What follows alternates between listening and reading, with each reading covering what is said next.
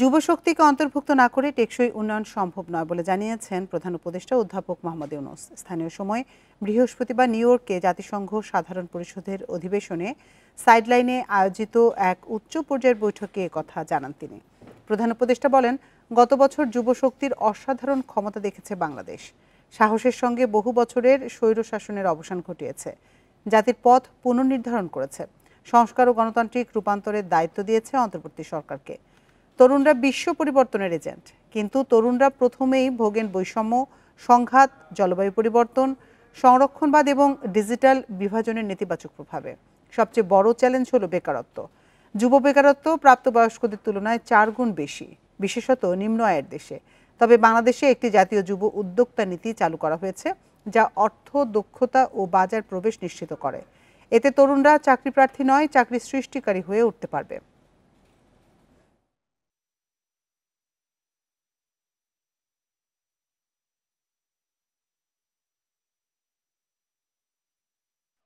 But the issue is, how big is the change? যুবকদের অন্তর্ভুক্তি ছাড়া টেকসই বৈশ্বিক অগ্রগতি সম্ভব নয়। প্রযুক্তি উদ্ভাবনের মাধ্যমে অন্তর্ভুক্তির বিশাল সম্ভাবনা রয়েছে, তবে এর সুফল যেন লোভের প্রাচীরে বন্ধ রাখা না হয়। কোনো দেশ একা যুবশক্তিকে ক্ষমতায়িত করতে পারে না। বাধা দূর করতে, ন্যায় নিশ্চিত করতে এবং তরুণ নেতৃত্বকে উৎসাহিত করতে বৈশ্বিক সহযোগিতা প্রয়োজন। নয়তো হতাশা অশান্তিতে রূপ নিতে পারে, যা দ্রুত ছড়িয়ে পড়বে। বাংলাদেশ থেকে দক্ষ ও অদক্ষ কর্মী নেয়ায় আগ্রহ দেখিয়েছে আলবেনিয়া। নিউ ইয়র্কে জাতিসংঘ সাধারণ পরিষদের ৮০তম অধিবেশনের ফাঁকে প্রধান উপদেষ্টা অধ্যাপক মোহাম্মদ ইউনূসের সঙ্গে বৈঠকে এই প্রস্তাব দেন আলবেনিয়ার প্রেসিডেন্ট বাইরাম বেগাজ। প্রেসিডেন্ট বাইরাম বেগাজ জানান, একাধিক আলবেনীয় কোম্পানি এরই মধ্যে বাংলাদেশি কর্মীর বিষয়ে আগ্রহ দেখিয়েছে। পাশাপাশি পর্যটন খাতে সহযোগিতার সম্ভাবনা রয়েছে। প্রধান উপদেষ্টা ইউনূস এই উদ্যোগকে স্বাগত জানিয়ে ভিসা প্রক্রিয়া সহজ করার আহ্বান জানান। বর্তমানে বাংলাদেশিদের নয়াদিল্লি থেকে ভিসা আবেদন করতে হয়। প্রেসিডেন্ট বেগাস জানান, বাংলাদেশি নাগরিকদের জন্য ই ভিসা চালুর বিষয়টি বিবেচনায় রয়েছে। পরে তিনি আলবেনিয়ার বিশ্ববিদ্যালয়গুলো বাংলাদেশি শিক্ষার্থীদের ভর্তির জন্য প্রস্তুত বলেও জানান। সংবিধান ও আরপিও মেনেই আগামী নির্বাচন অনুষ্ঠিত হবে। পিআর পদ্ধতি নিয়ে এক প্রশ্নের জবাবে একথা জানিয়েছেন প্রধান নির্বাচন কমিশনার। বলেন, সে অনুযায়ী ফেব্রুয়ারিতে ভোটের সর্বাত্মক প্রস্তুতি চলছে। বৃহস্পতিবার নির্বাচন ভবনে ব্রিফিংয়ে সিইসি আরও বলেন, পিআরের বিষয়টি নির্ভর করছে রাজনৈতিক দলের ঐকমত্যের উপর। শাপলা প্রতীক না পেলে নির্বাচন বানচাল করা হবে। এনসিপি নেতারা এমন মন্তব্যকে হুমকি মনে করছেন না বলেও জানান সিইসি। প্রবাসী ভোট নিয়ে কানাডা সফর ও নির্বাচনের সার্বিক প্রস্তুতি নিয়ে সংবাদ সম্মেলন করেন প্রধান নির্বাচন কমিশনার এএমএম নাসির উদ্দিন। সবসময় ভালো থাকি জানান, ইসির উপর প্রবাসীদের মধ্যে অতীতের আস্থাহীনতা কাজ করছে। এটি দূর করতে কাজ করছে ইসি। দল নিবন্ধন চূড়ান্ত করতে আরও কিছুদিন সময় লাগবে। সিইসি বলেন, এনসিপি শাপলা প্রতীক না পেলে নির্বাচন বানচালে সার্জেসের মন্তব্য হুমকি নয়। প্রতীক তালিকায় শাপলা অন্তর্ভুক্ত করতে আইন সংশোধন হবে কিনা সে সিদ্ধান্ত নেবে কমিশন। নাগরিক ওরা কিন্তু প্রথম চেয়েছিল, একবার দরখাস্ত দিয়েছে, তারপর আমার সাথে ওনাদের ডেলিগেশন দেখা করেছে। তখন আপনারা কোনো কিছু আলোচনা করেন, আলোচনায় তো আনেনি নাই যে শাপলা নিয়ে যে নাগরিক এখন এতক্ষণ আলোচনা করতেছে না, আমি বুঝলাম না। যে ধরনের কর্মকাণ্ড করলে দেশের মঙ্গল হবে সেটা অন্যরাও বুঝেন। আমি ওইটাকে কোনো দেশের জন্য হুমকি মনে করি না, আমাদের জন্য কোনো হুমকি মনে করি না। আমরা শ্রোতা হিসাবে অত্যন্ত উত্তম। আমরা শুনেই যাব এবং আমাদের কাছে আমরা যথারীতি আইন মোতাবেক করেই যাব। পিআর পদ্ধতিতে নির্বাচনের বিষয়ে সিইসি বলেন, সংবিধান এবং আরপিও মেনে কাজ করবে ইসি। ফেব্রুয়ারিতে নির্বাচন করতে সর্বাত্মক প্রস্তুতি নেওয়া হচ্ছে। আগামী বছর রমজানের আগে ফেব্রুয়ারি মাসে প্রথমার্ধে নির্বাচন করার জন্য যা প্রস্তুতি নেওয়া দরকার আমরা জোরে নিচ্ছি। পিআরটা তো আরপিওতে তো নাই, আমার সামনে তো আরপিও। আমি তো আমাকে যদি আরপিওটা বদলাইয়া যদি এটা অন্য একটা দিয়ে দেয় তাহলে এটা আইন না বদলাইলে তো পারি না। আমি একটা ফয়সালায় আসুক, ওনারা তো বুঝবেন যে আমাদের পক্ষে সম্ভবপর হবে কি হবে না। রাজনৈতিক দল যেন নেতিবাচক কিছু করতে না পারে সে ব্যবস্থা করা হবে বলে জানান সিইসি। সংলাপে জাতীয় পার্টিকে ডাকার বিষয়ে সিদ্ধান্ত পরে হবে। বিদেশি পর্যবেক্ষকদের স্বাগত জানিয়ে সিইসি জানান, ভোট নিয়ে লুকানোর কিছু নেই। আমাদের এখানে লুকানো চাপানোর কিছু নাই। আমরা একদম Sultana Jahan Mitu, independent news, Dhaka. PR পদ্ধতিতে নির্বাচন দেশে আবার স্বৈরতন্ত্র চালু করবে বলে মন্তব্য করেছেন বিএনপির স্থায়ী কমিটির সদস্য সালাউদ্দিন আহমেদ। বৃহস্পতিবার সুপ্রিম কোর্ট মিলনায়তনে এক অনুষ্ঠানে তিনি আরো বলেন, যারা দেশকে অস্থিতিশীল করতে চায় তারাই এ পদ্ধতি নির্বাচন চায়। ন্যাশনালিস্ট ব্রিটিশ ল স্টুডেন্টস অ্যালায়েন্সের 15তম বর্ষপূর্তির অনুষ্ঠানে সুপ্রিম কোর্ট মিলনায়তনে প্রধান অতিথি হিসেবে যোগ দেন বিএনপির স্থায়ী কমিটির সদস্য সালাউদ্দিন আহমেদ। এ সময় পিআর পদ্ধতিতে নির্বাচনের দাবি নিয়ে সমালোচনা করে তিনি বলেন, এই পদ্ধতিতে আবারও দলীয় ও ব্যক্তি স্বৈরতন্ত্রের চর্চা শুরু হবে। পিআরের মধ্য দিয়ে মার্কাকে যদি ভোট দেওয়া হলো, সেই দল কাকে এমপি নির্বাচিত করবে জনগণ জানবে না, জানবে সেই দলের সুপ্রিম লিডার, প্রেসিডেন্ট সেক্রেটারি অথবা মজলিসে শুরা। পিআরএ কে এমপি হবে সেটা যদি দলের প্রেসিডেন্ট সেক্রেটারি ঠিক করে, দলের স্ট্যান্ডিং কমিটি ঠিক করে, তাহলে তাদেরকেই নমনম করলে হলো, আর কাউকে তো বোঝার দরকার নাই। দেশকে অস্থিতিশীল করার উদ্দেশ্যেই এসব দাবি করা হচ্ছে বলেও অভিযোগ করেন এই নেতা। রাষ্ট্রে একটা সবসময় জ্বলন্ত পার্লামেন্ট থাকবে, সবসময় একটা অস্থিতিশীল সরকার থাকবে, সবসময় রাষ্ট্রের একটা অস্থিরতা থাকবে, সেটার বেনিফিশিয়ারি হবে পার্শ্ববর্তী কোনো রাষ্ট্র অথবা বাংলাদেশের যারা কল্যাণ চায় না তারা। সকালে শহীদ রাষ্ট্রপতি জিয়াউর রহমানের সমাধিতে শ্রদ্ধা নিবেদন করেন বিএনপির স্থায়ী কমিটির সদস্য ডাক্তার AZM জাহিদ হোসেন। বলেন, কয়েক সপ্তাহের মধ্যেই দেশে ফিরে নির্বাচন সহ গণতন্ত্র পুনরুদ্ধারে নেতৃত্ব দেবেন বিএনপির ভারপ্রাপ্ত চেয়ারম্যান তারেক রহমান। বিএনপি গত 18 মাস পূর্ব থেকেই নির্বাচনী যে সমস্ত কার্যক্রম করা প্রয়োজন সেটি শুরু করেছে। কয়েক সপ্তাহের মধ্যে ইনশাআল্লাহ তারেক রহমান এসে বিএনপির নির্বাচনী প্রক্রিয়া নয়, গণতন্ত্র পুনরুদ্ধারের শেষ লগ্ন সেটির নেতৃত্ব দিবেন। নির্বাচন সামনে রেখে দেশি বিদেশি ষড়যন্ত্র রুখে দিতে বিএনপি প্রস্তুত বলেও জানান ডাক্তার জাহিদ।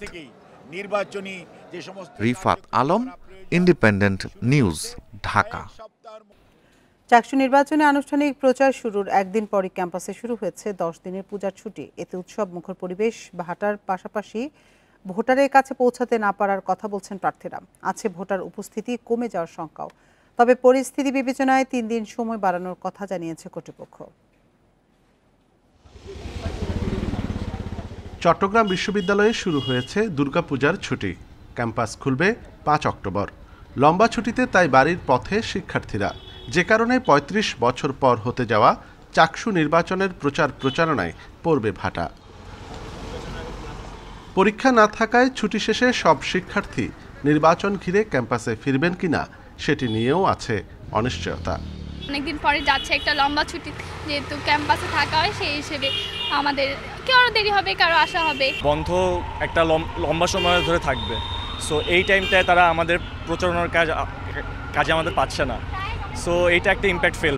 দীর্ঘ ছুটির কারণে প্রার্থীরা পড়েছেন বিপাকে। ক্যাম্পাস খোলার পর অল্প সময়ে সব ভোটারের কাছে পৌঁছানো কঠিন হবে তাদের জন্য।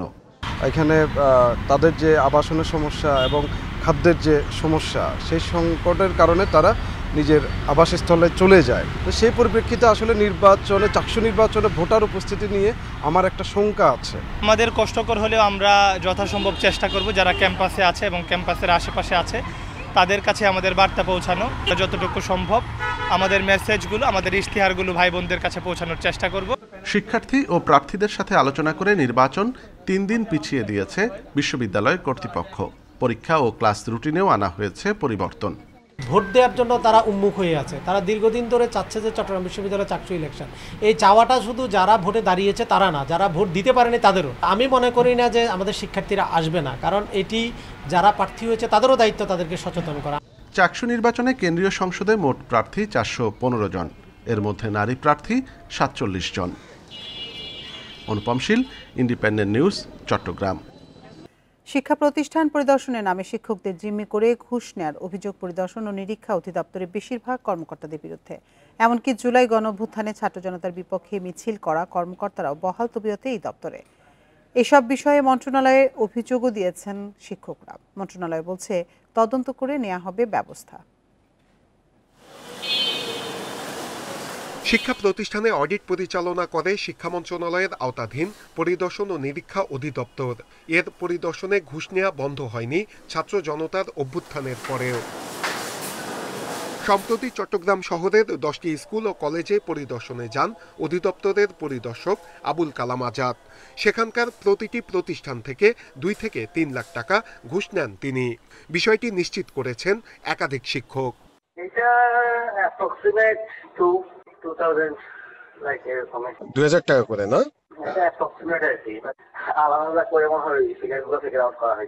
আচ্ছা, কতজন টিচার ছিল সেখানে? ঘুষ নেয়া এই পরিদর্শক চাকরি বিধি ভেঙে জুলাই গণঅভ্যুত্থানের সময় ছাত্র জনতার বিপক্ষে মিছিলও করেন। তবে এসব অভিযোগ অস্বীকার করছেন তিনি।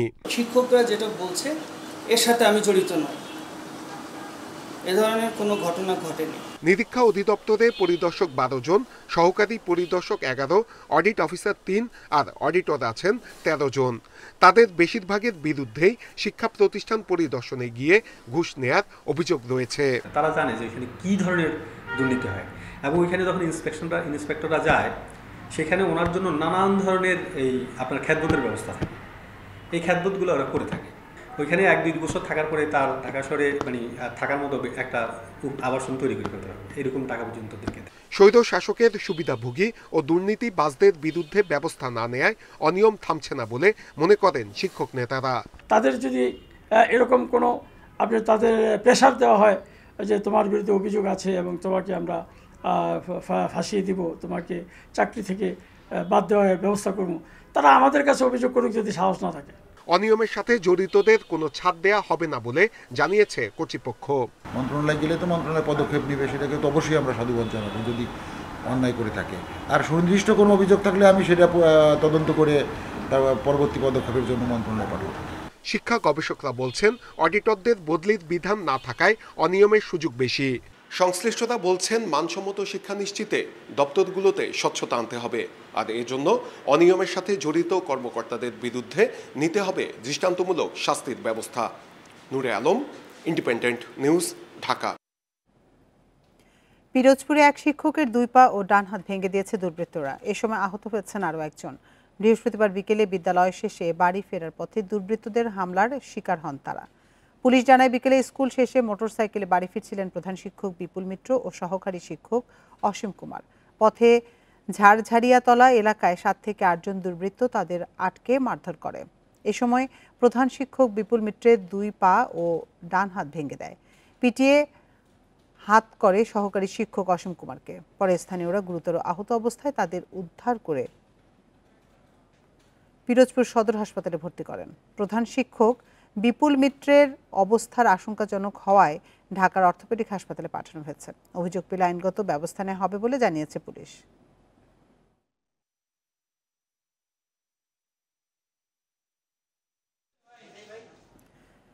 বিভিন্ন প্রতিষ্ঠানের নামে ব্যাংক ঋণ নিয়ে 1000 কোটি টাকা পাচার করেন সাবেক ভূমিমন্ত্রী সাইফুজ্জামান চৌধুরী জাভেদ। ওভার বা আন্ডার ইনভয়েস এবং হুন্ডির মাধ্যমে পাচার করা হয় এসব টাকা। পাচারে জড়িত অভিযোগে গ্রেপ্তার আর্মিড গ্রুপের এজিএম জাহাঙ্গীর আলম বৃহস্পতিবার চট্টগ্রামের আদালতে 164 ধারায় জবানবন্দিতে এসব কথা স্বীকার করেন। বুধবার চট্টগ্রামের কালুরঘাট এলাকায় আর্মিড গ্রুপের সহকারী মহাব্যবস্থাপক জাহাঙ্গীর আলমকে গ্রেপ্তার করে দুর্নীতি দমন কমিশন। সাবেক ভূমিমন্ত্রী সাইফুজ্জামান চৌধুরীর টাকা পাচারে জড়িত থাকার অভিযোগ ছিল তার বিরুদ্ধে। সাবেক ভূমিমন্ত্রীর অনুপস্থিতিতে তার চেক দিয়ে অবৈধভাবে 1,76,00,000 টাকা তোলেন জাহাঙ্গীর আলম। গ্রেপ্তারের পরেই বিষয়টি বেরিয়ে আসে। এরপরই জাহাঙ্গীরের বিরুদ্ধে টাকা পাচারে জড়িত থাকার সন্দেহ আরও জোরালো হয়। জাহাঙ্গীর আলম তাকে আমরা গ্রেপ্তার করি এবং গ্রেপ্তারের সময় 1,02,00,000 টাকা তার কাছে উদ্ধার করি। এই 1,02,00,000 টাকার বিষয়ে উনি বিস্তারিত বর্ণনা দিয়েছেন যে কীভাবে এই টাকাগুলো উনি উত্তোলন করেছেন এবং ব্যবহার করাবেন, এটা অপকর্মের জন্য ব্যবহার করার জন্য উনি টাকাগুলো উত্তোলন করেছেন আমরা জানতে পেরেছি। দুদক জানায় জাহাঙ্গীরের জবানবন্দিতে বেরিয়ে আসে modelling trading, eminent trading, progressive trading সহ 10টি ভুয়া প্রতিষ্ঠানের নাম। এসব প্রতিষ্ঠানের নামে ঋণ নিয়ে সে টাকা পাচার করা হতো বিদেশে। বিভিন্ন যে লোনের টাকাগুলো সাইফুজ্জামান চৌধুরী নিয়েছেন এগুলা প্রথমে ট্রান্সফার করছে বিভিন্ন ভুয়া অ্যাকাউন্টে, তার কর্মচারীদের অ্যাকাউন্টে, সেখান থেকে উত্তোলন করে পাচার করা হয়েছে। জবানবন্দিতে জাহাঙ্গীর আরও জানান, আর্মিড গ্রুপের COO Syed Kamruzzaman, AGM Abdul Aziz, AGM Utpal পাল সাইফুজ্জামান চৌধুরীকে টাকা পাচারে সহযোগিতা করেছিলেন। রিশাদ হুদা, ইন্ডিপেন্ডেন্ট নিউজ, ঢাকা। মাগুরায় অভিযান চালিয়ে টিসিবির আত্মসাৎ করা 77.835 মেট্রিক টন চাল উদ্ধার করেছে প্রশাসন। বৃহস্পতিবার রাতে মোহাম্মদপুর উপজেলার বিনোদপুর বাজারের একটি দোকানঘর থেকে এসব চাল উদ্ধার করা হয়। উপজেলা খাদ্য নিয়ন্ত্রক জানিয়েছেন, চাল আত্মসাতের বিষয়টি স্বীকার করেছেন অভিযুক্ত ডিলার। ঘটনার আরও কেউ জড়িত আছে কিনা তা খতিয়ে দেখছে প্রশাসন। এর আগে অভিযোগ ওঠে জুলাই মাসে OMS কর্মসূচির আওতায় প্রায় 78 মেট্রিক টন চাল আত্মসাৎ করা হয়েছে মোহাম্মদপুর উপজেলায়। 18 সেপ্টেম্বর ইন্ডিপেন্ডেন্ট টেলিভিশনে এ বিষয়ে প্রতিবেদন প্রকাশিত হলে 3 সদস্য বিশিষ্ট তদন্ত কমিটি গঠন করা হয়। তদন্তে উঠে আসে হোসেনিয়া কান্তা নামে এক OMS ডিলারের মাধ্যমে এই চাল লুট করা হয়।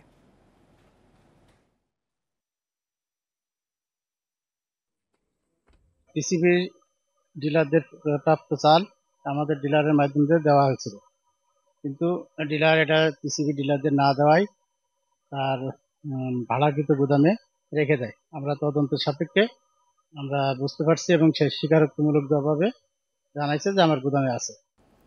শেরপুর ও মাগুরায় তীব্র ভাঙনে দিশেহারা নদী তীরের বাসিন্দারা। গত কয়েকদিনে ব্রহ্মপুত্রে বিলীন হয়েছে বাড়িঘর, ফসলি জমি, মসজিদ, আর মধুমতি গ্রাস করেছে রাস্তাঘাট, বসতভিটা। ভাঙন ঠেকাতে দ্রুত পদক্ষেপ নেওয়ার দাবি দুই জেলার ক্ষতিগ্রস্তদের। শেরপুর সদরের চরপক্ষিমারি ইউনিয়নে নদী ভাঙনে মাথা গোজার শেষ আশ্রয়টুকু হারিয়েছেন খুকি বেগম। গত 15 বছরে 8 বার নদী গর্ভে বিলীন হয়েছে তার বসতভিটা। বাড়ি ভেঙে আমার কোনো সমস্যা, আমার আমার মরলে আমার মাটি দেওয়া জায়গাও নাই। গত 2 সপ্তাহ ধরে ব্রহ্মপুত্রের ভাঙনে নিঃস্ব হয়েছেন ভাগলগড় গ্রামের 15 পরিবার। ঘরবাড়ি ছাড়াও বিলীন হয়েছে অর্ধশত একর ফসলি জমি, মসজিদ। আমি অসহায়, আমি গাঁও ঘুরে দোষের কাছে চায়া খাই, আমার বাড়িটাও নিয়ে গেলগা, আমি কিভাবে থাকবো? বর্তমানে এই পাশেই একটা মসজিদ, মাদ্রাসা এবং কি কবরস্থান সহ প্রায় আরো 400 শতাধিক ঘর একদম খুবই ঝুঁকির মধ্যে আছি আমরা। এদিকে মধুমতি নদীর ভাঙনে মাগুরার মোহাম্মদপুরের পলাশবাড়িয়ায় 3 কিলোমিটার সড়কের 100 মিটার অংশই ধসে গেছে। সংস্কারের মাত্র 2 মাসেই এই হাল। সর্বস্ব হারানোর ঝুঁকিতে 10টি গ্রামের বাসিন্দারা। জরুরিভাবে যদি এই রাস্তা যদি বাদ না দেয় তাহলে আর থাকবে না। আমরা কোনো 8 বাজারে যেতে পারতেছি না, এখান থেকে মানে কোনো গাড়ি যাওয়ার কোনো পরিবেশই নাই। ভাঙন ঠেকাতেই প্রয়োজনীয় ব্যবস্থা নেওয়ার আশ্বাস পানি উন্নয়ন বোর্ডের। প্রতি বছরই জরুরি কিছু কাজ করি, তো পানি বর্তমানে অব্যাহতভাবে বৃদ্ধি পাচ্ছে। পানি কমলে ওখানে জরুরি ব্যবস্থা গ্রহণ করে আমরা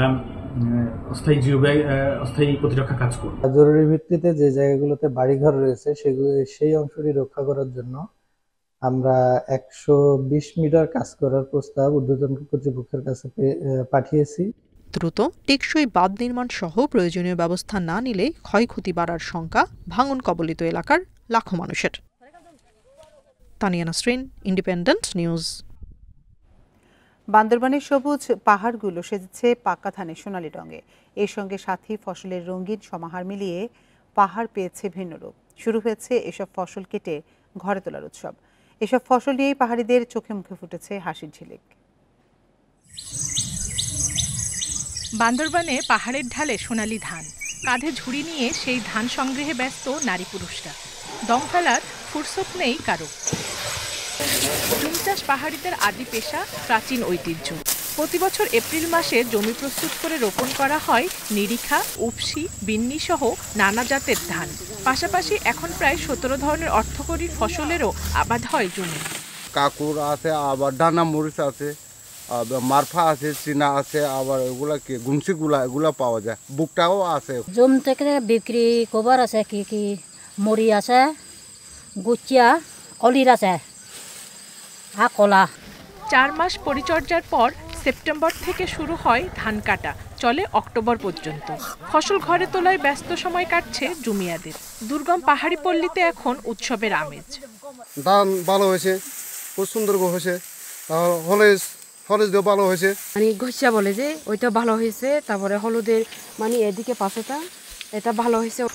এবার জেলায় ৮,৩৬০ হেক্টর জমিতে উপসি ও হাইব্রিড ধানের আবাদ হয়েছে। ফলনও বেশ ভালো হয়েছে জানিয়েছে কৃষি বিভাগ। জুমের যে ধানের ফলনটা একটু বেশি পাবো বলে আমরা আশা করছি, কারণ যথাসময়ে এপ্রিলের শেষ দিকে বা এপ্রিলের মাঝামাঝি যখন জুম আবাদ করার সময়, বীজ বপনের সময়, তখন কিন্তু বৃষ্টিপাতটা হয়েছে। গত এর আগের বার এটা বিলম্বিত ছিল। পাহাড়ি জনগোষ্ঠীর প্রাচীন ঐতিহ্যের গুরুত্বপূর্ণ অংশ জুম চাষ। আধুনিক সময়ে নানা পেশায় যুক্ত হলেও এখনো জুম ফসল অনেকের আস্থার প্রতীক। Independent news. আড়িয়াল খাঁ নদ থেকে সারা রাত অবৈধভাবে বালু উত্তোলন। অপরদিকে নদের পাড়ে রাখা পানি উন্নয়ন বোর্ডের বালু দিন দুপুরে হরিলুট। এসব কারণে চরম ঝুঁকিতে মাদারীপুরের শিবচরে আড়িয়াল খাঁ নদের উপর শত কোটি টাকা ব্যয়ে নির্মিত লিটন চৌধুরী সেতু। দ্রুত ব্যবস্থা না নিলে যে কোনো সময় দুর্ঘটনার আশঙ্কা স্থানীয়দের।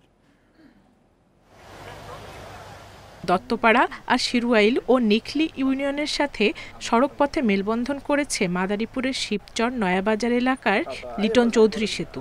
প্রতিদিন প্রায় 50,000 মানুষ যাতায়াত করে এই সেতু দিয়ে, কিন্তু উদ্বোধনের 1.5 বছরের মধ্যেই নদী শাসনের অভাবে ঝুঁকিতে সেতুটি। সেতুটির আশেপাশে রাতভর ড্রেজার দিয়ে নদ থেকে অবৈধভাবে বালু উত্তোলন করছে একটি চক্র। মধ্যে দেখি ট্রাক্টর এখানটা যায়, চিপা চাপাতা বাইর হয়, ঠিক আছে, তো এরকম মাঝে মধ্যে দেখি।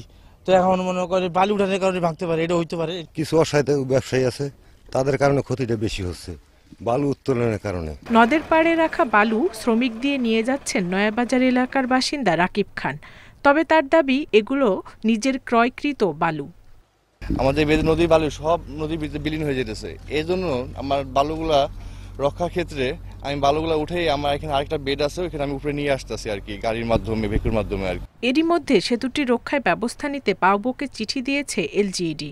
আর অস্থায়ীভাবে 500 মিটার বাঁধের জন্য 6 কোটি টাকার প্রকল্প চেয়ে মন্ত্রণালয়ে চিঠি দিয়েছে পানি উন্নয়ন বোর্ড।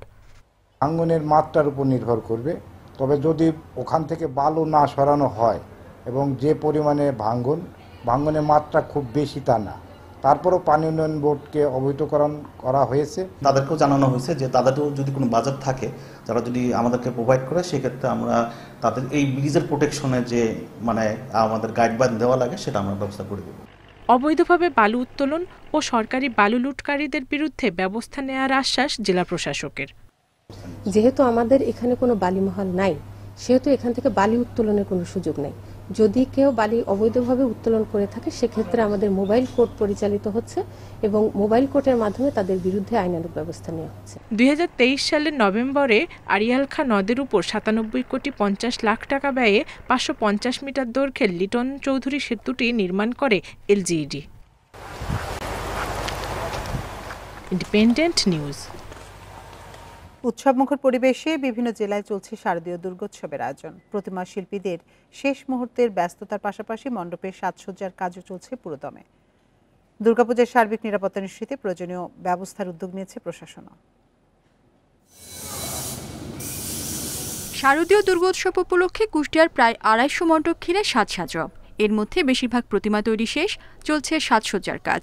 দেবী দুর্গার সাথে সাজিয়ে তোলা হচ্ছে কার্তিক, গণেশ, লক্ষ্মী ও সরস্বতীকেও। শেষ সময়ে এসে দম ফেলার ফুরসত নেই যেন প্রতিমা শিল্পীদের। গত বছরের প্রেক্ষাপটের তুলনায় এইবারের আমাদের আয়োজনটা অনেক বেশি। গতানুগতিক আমরা যেভাবে করে আসছি, মনে করছে তার থেকে একটু বেশি আনন্দ উল্লাস করে মা দুর্গার পূজা উদযাপনটা আমরা করতে পারবো। প্রায় 4 মাস আগে থেকে প্রতিমা তৈরির কাজ শুরু হয়েছে সিরাজগঞ্জের পালপাড়া সহ বিভিন্ন মন্দিরে। এর মধ্যে অনেকে বুঝেও নিয়েছেন প্রতিমা। চুয়াডাঙ্গায় 112 মণ্ডপের সাজসজ্জা ও নিরাপত্তা নিশ্চিতে ব্যস্ত আয়োজকরা। এবছর প্রায় সব মণ্ডপেই থাকছে সিসি ক্যামেরা। পাবনা, তারপরে আপনার নাটোর, রাজশাহী, বগুড়া এই জেলাতে হচ্ছে প্রচুর হচ্ছে ঠাকুর এখান থেকে যায় আর কি। সিসি ক্যামেরা আছে এখানে, পুলিশ আনসার সবাই আসে, আমাদের সবাই দায়িত্ব নিয়ে আমার এখানে পূজা হয়। মাদারীপুরে 471 পূজা মণ্ডপ ঘিরেও দিনরাতের ব্যস্ততা কারিগর ও পূজা উদযাপন কমিটির সদস্যদের। বাগেরহাটের 605টি মণ্ডপের মধ্যে 90টিকে অধিক গুরুত্বপূর্ণ বিবেচনায় নিয়ে বাড়তি ব্যবস্থার উদ্যোগ নিয়েছে প্রশাসন। কিছু পূজা মণ্ডপকে গুরুত্বপূর্ণ হিসাবে আমরা বিবেচনা করি, সেখানে আমাদের ডিউটিগুলো আমরা একটু বেশি মনোযোগ থাকবে। অন্যান্য পূজা মণ্ডপগুলোতেও আমাদের নিরাপত্তা থাকবে। লক্ষ্মীপুরে এবার ৭৮টি মণ্ডপে অনুষ্ঠিত হবে দুর্গাপূজা। উৎসবমুখর পরিবেশে পূজা উদযাপনের শেষ সময়ের ব্যস্ততা কারিগর আয়োজকদের। রেশমি নন্দী, ইন্ডিপেন্ডেন্ট নিউজ। আর এই ছিল এখনকার সংবাদে। ইন্ডিপেন্ডেন্ট টেলিভিশনের সব খবরে বিস্তারিত জানতে চোখ রাখুন ফেসবুক, ইউটিউবে, এতক্ষণ সাথে থাকার জন্য ধন্যবাদ সবাইকে।